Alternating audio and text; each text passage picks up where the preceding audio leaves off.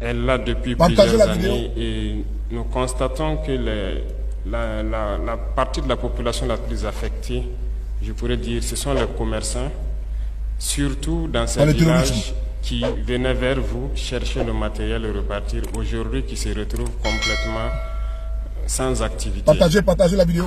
Je sais très bien que ça impacte vos activités ici parce que ces populations qui revenaient vers la portion centrale et cherchaient les marchandises, ce commerce s'est arrêté subitement. Et je pense que c'est notre devoir de tout mettre en œuvre pour que cela puisse se reprendre. Je tenais donc à vous rencontrer pour saluer d'abord votre résilience. Parce que dans ces conditions, le mot résilience a tout son sens. Vous avez su vous adapter, vous tenez bon, et aussi vous dire merci pour le soutien que vous nous apportez, qui nous réconforte dans donc, notre choix de lutte. Vous remerciez également pour tout ce que vous apportez donc, à l'économie de ce pays. Comme il l'a dit, 40% du PIB, une grande partie donc, de la population se retrouve à être commerçants, en tout cas dans nos marchés et arts à travers le pays. Dans ce sens, nous avons pris quelques décisions depuis quelque temps en mesure de pouvoir soutenir tous ceux qui rentrent dans l'entrepreneuriat à travers les petites et moyennes entreprises que vous dirigez d'ailleurs. Et dernièrement, nous avons eu une rencontre donc avec le secteur bancaire pour pouvoir faciliter et, comme vous l'avez dit, alléger aussi les taux et pouvoir permettre comment est-ce que ceux qui veulent initier donc le commerce ou toute autre activité commerciale puissent avoir des prêts de façon souple et aussi à un taux assez acceptable. Nous leur avons donné en tout cas un délai pour nous faire une proposition et l'État aussi prendra engagement pour les trouver les formes de garantie qu'il pourrait demander en mesure de pouvoir permettre à tous les jeunes qui veulent se lancer de pouvoir avoir des prêts et que l'État puisse garantir ces prêts-là. On mettra tout en œuvre pour qu'avant la fin de ce mois, Inch'Allah, on puisse commencer la construction de la première usine issue de l'APEC. Bravo! Et nous ferons tout pour que d'ici la fin de cette année, il y a des jeunes qui s'étaient organisés pour faire une usine quelque part, qui entre-temps n'avaient plus de moyens pour poursuivre.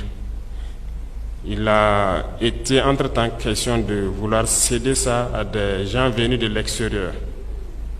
Mais l'APEC a repris une bonne partie donc, du capital pour leur permettre d'y arriver.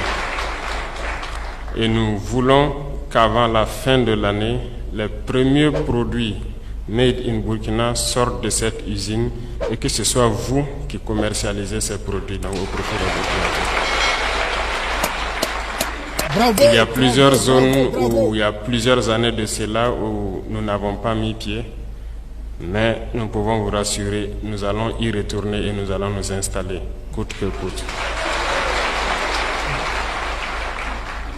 Revenant donc au marché hier, quand on fait le tour, vous avez parfaitement raison, surtout en saison pluvieuse, c'est difficile, un peu partout au Burkina. C'est très difficile et les marchés les plus structurés même sont très vieillissants.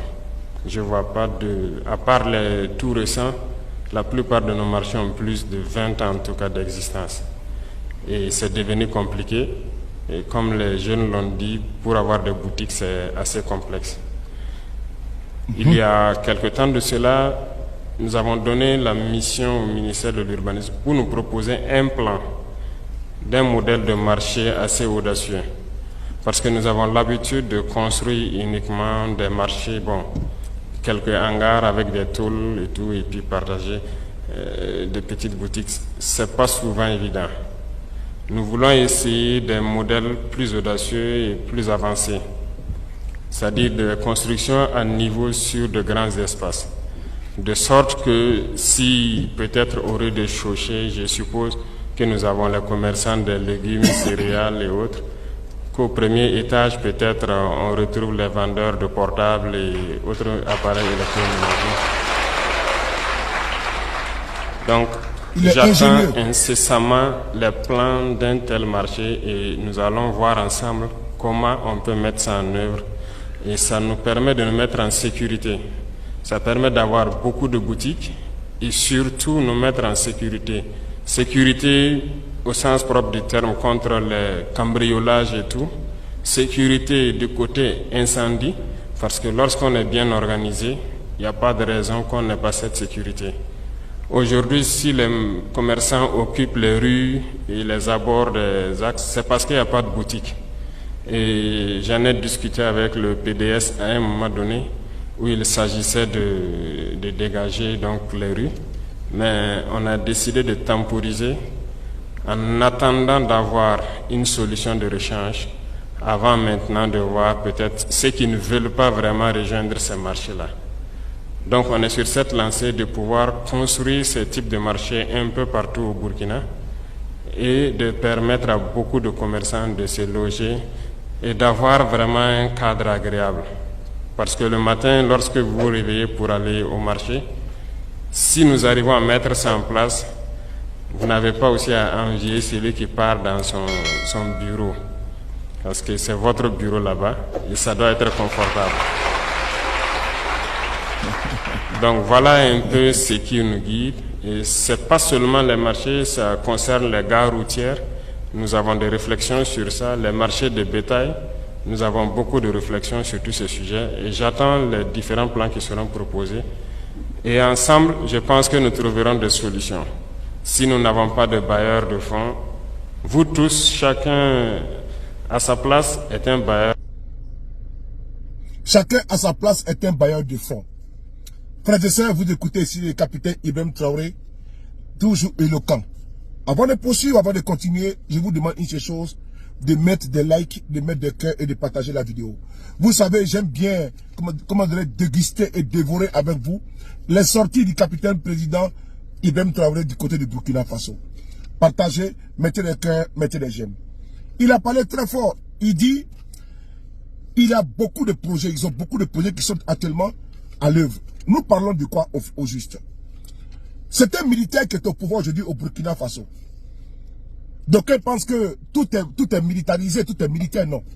Mais pendant que les militaires burkinabés se battent pour reconquérir les territoires qui ont été occupés par des bandits armés, en train de les poursuivre, de les traquer avec les vecteurs aériens, au même moment, le capitaine Ibrahim Traoré fait un travail efficace, extraordinaire et brillantissime au niveau, n'est-ce pas, de la population. Il rencontre tout azimut. La fois dernière, c'était les banquiers. Aujourd'hui, c'est les commerçants qui rencontrent et les projets sont en route. Vous avez bien entendu ici, les jeunes qui ont voulu céder, qui ont voulu acquérir une usine. Ces jeunes n'avaient pas de moyens. Mais l'État décide d'aider ces jeunes-là. Et d'ici la fin de l'année, ils auront leur usine. Il y aura maintenant le Made in Burkina Faso qui va sortir de ces usines-là. Ça, c'est d'abord important. Voyez-vous, frères et sœurs, Mao Zedong, au niveau de la Chine, a construit la Chine avec les Chinois. Mao Zedong a regroupé toutes les forces, les capacités, les jeunes Chinois, afin de bâtir et de faire de la Chine un géant. Oui, un géant très robuste, pas au pied d'argile. Le Burkina peut le faire, mais il faut une volonté politique. C'est que les autres n'ont pas eu à le faire. Les second présidents élus n'ont pas eu cette volonté politique-là. À aider, à accompagner les jeunes burkinabés. Parce que c'est à cause de leur échec qu'aujourd'hui, certains jeunes sont embrigadés dans le groupe terroriste. Je reprends. Ibrahim Traoré a hérité du terrorisme.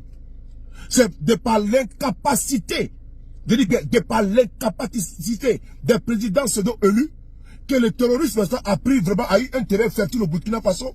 Les jeunes se sont adonnés au terrorisme. On a vu comment ça montait en puissance. Mais si les jeunes sont délaissés à eux-mêmes, et puis il n'y a pas d'emploi, ces jeunes-là sont des proies faciles, sont des appâts pour la manipulation et être embrigadés dans le groupe terroriste. Le capitaine Ibrahim Traoré a bien compris. Pendant que certains intellectuels sont dans un dogme, sont dans un confort, en disant qu'il faut aller négocier avec les terroristes. Non, il ne faut pas négocier avec les terroristes, il faut les traquer jusqu'aux chiottes. Par contre, il faut occuper la jeunesse avec le boulot. Oui, il faut occuper la jeunesse. On va passer le temps à débloquer des milliards pour aller négocier avec des personnes, des drogués armés qui ont massacré le peuple burkinabé. Non, il ne faut pas le faire. Il faut par contre aller vers la jeunesse, leur proposer des emplois, comme il a tenté de le faire. Les usines, c'est important. Voici des projets concrets que d'aller passer au moins 10 000 siècles avec des personnes. Demain, ils vont devenir ministres d'État, ils vont devenir, comment dire, des responsables politiques, comme on l'a vu au Niger, avec certains groupes, certains terroristes qui étaient dans le gouvernement de Bazoum. Et quand Bazoum a été déposé, d'autres ont dit qu'ils vont reprendre les armes pour aller attaquer le régime de Tchani. Et donc, on n'en veut pas au Burkina Faso. Le capitaine Ibrahim Traoré a bien diagnostiqué et il a trouvé la solution. Les intellectuels qui passent leur temps sur les chaînes de plateau, comment dire, au Burkina Faso, en train d'invectiver et à jeter à la verdure populaire le régime du capitaine Ibrahim Traoré, doivent comprendre une chose. Eux-mêmes, ils apportent quoi dans le combat de l'avancement de leur pays, le Burkina Faso. Ils ne vont pas se passer 1000 heures sur les chaînes de télévision et de radio à proposer, comment dirais-je, à faire le monde à leur manière. Parce que la Chine ne s'est pas bâtie sur les chaînes de télévision et de radio avec des discours populistes et démagogiques. La Chine, Mao Zedong, a mis tous les Chinois à contribution. Mais si aujourd'hui vous avez des téléphones portables là-bas, vous avez des produits à vil prix, des matériels à vil prix, des télévisions et autres là. Mais c'est à cause de la Chine. C'est à cause également de la Corée du Sud. Mais eux, ils n'étaient pas assis sur les chaînes de télévision et de radio en train de critiquer les gouvernants. Ils ont apporté leur effort au combat et à l'évolution de leur pays. Et aujourd'hui, leurs pays sont des références. Alors, la nécessité de compter sur soi-même. Oui, les Burkinabés ne doivent pas compter sur quelqu'un. Personne ne viendra faire le combat militaire à la part des Burkinabés. Personne ne viendra redresser l'économie du Burkinabé à la part des Burkinabés. Personne ne viendra, comment dirais-je, combler l'autosuffisance alimentaire au Burkina à la part des Burkinabés. C'est un Burkinabé de se prendre en charge. Et le capitaine Ibrahim Traoré est dans la droite ligne du président capitaine capitaine Thomas Sankara, Isidore Sankara. Parce que ce qu'il fait là, vous comprenez bien que c'est un monsieur qui est dans le peuple, il a compris les aspirations du peuple, et il marche dans cette dynamique-là. Parce que les terroristes ont passé leur temps à disloquer, comment dirais-je, l'ordre au niveau du Burkina Faso, l'ordre économique, l'ordre social, l'ordre politique, l'ordre, comment dirais-je, familial, qu'il faut, il faut, redresser. C'est ça le capitaine est en train de faire. Alors, peuple du Burkina, vous devez accompagner votre président Ibrahim Traoré. Il est sur la bonne marche. C'est important. Il n'y a absolument rien à dire. J'ai pris le cas de la Chine parce que quand vous regardez les dragons chinois, vous voyez le travail qui a été fait par Mao Zedong. Vous voyez que vous avez un président là-bas au niveau du Burkina Faso qui dit c'est à nous d'abord. Il dit, nous allons construire des usines et autres, mais s'il n'y a pas de bailleurs de fonds, vous-même, vous êtes des bailleurs de fonds. Vous pouvez financer dans le capital. Vous pouvez investir dans le capital et demain vous n'allez pas de bénéfices. J'ai pas un exemple dans l'effort de guerre au Burkina Faso. Mais c'est vous qui comptez des milliards. C'est vous aujourd'hui qui payez vos armements. Mais quelle fierté. Vous ne devez rien à personne. Vous ne devez absolument rien à personne. Parce que vous avez attaché la ceinture. Les aides publiques au développement, les aides par-ci par-là, tout ça là, c'est pour vous faire vivre le temps au crochet de l'assistanat. Non, l'assistanat est terminé. Vous n'êtes pas des manchots. C'est à vous de prendre votre destin en main et d'être dans une posture d'indépendance totale. On ne peut pas demander qu'on est indépendant et passer le temps à quémander de l'argent, à quémander la nourriture, à quémander les armes, à quémander tout et n'importe quoi. Pendant ce temps, vous avez une jeunesse des bras valides qui peuvent travailler. Et le capitaine Ibrahim Traoré a compris. Au niveau de la bancarisation, au niveau de la bancarisation, ça sera également fait. Au niveau des banques, l'État va être garant afin de pouvoir accompagner les jeunes qui ont des projets. Ça, c'est ce qui est bon. C'est ce qui est bon. Maintenant, les jeunes qui veulent travailler, ils seront accompagnés dans la société, il n'y a pas de souci. Mais ceux qui veulent se laisser embrigader par les terroristes, par les salafistes, par les coupeurs de tête, les barbus, mais eux seront expédiés, n'est-ce pas, dans un repos éternel. Frères et sœurs, accompagner le capitaine Ibrahim Traoré, c'est important parce qu'il est dans une dynamique qui est très très exemplaire. N'oubliez pas de partager la vidéo, d'aimer et de mettre toujours les j'aime. Vive les Faso, le Burkina Faso, le pays des